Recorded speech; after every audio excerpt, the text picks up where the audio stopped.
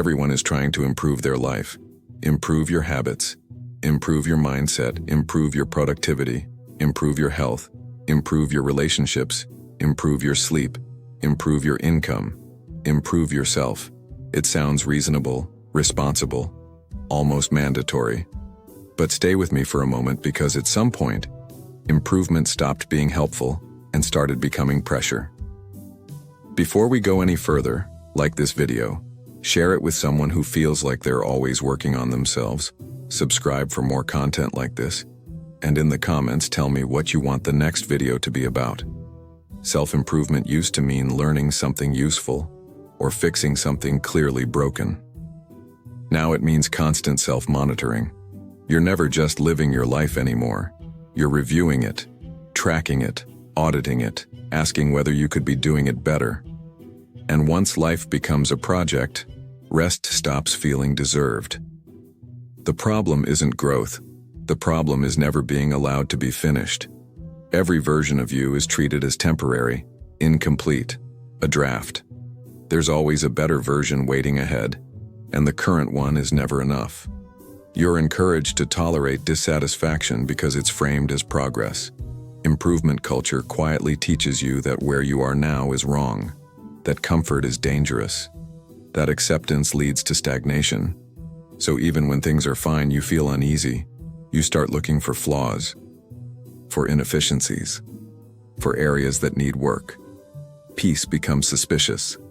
And notice how improvement is always urgent.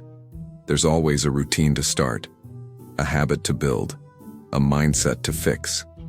You're told that if you don't act now, you're falling behind. Behind who exactly is never clear, but the pressure is constant. Improvement doesn't wait. It chases. At some point, improving your life becomes a way of avoiding it.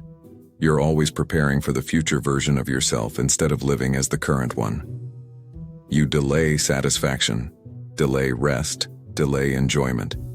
Everything meaningful is postponed until you become someone else. There's also the quiet exhaustion of trying to optimize everything. Sleep isn't just sleep anymore, it's recovery. Food isn't food, it's fuel. Conversations aren't conversations, they're networking or emotional labor. Even hobbies turn into skills. When everything must lead somewhere, nothing feels free, and improvement is rarely neutral. It's moral. If you're not improving, you're lazy. If you're content, you lack ambition.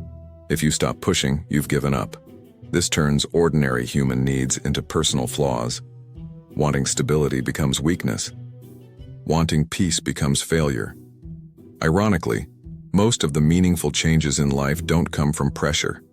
They come from safety, from slowing down enough to notice what actually matters. Constant improvement keeps you busy enough to avoid those questions.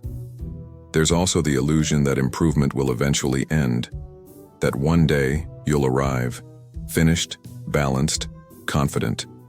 But the industry built around improvement can't allow that, because if you ever felt complete, you'd stop consuming.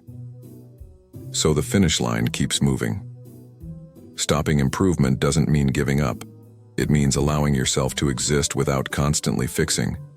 It means letting some things be messy, letting some traits remain unchanged, letting life be uneven without turning it into a problem.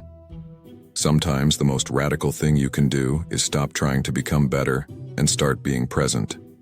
Not optimized, not upgraded, just here. Now, at the end, this matters. This video is not a study, it's not research, it's not advice. Nothing here is proven or factual.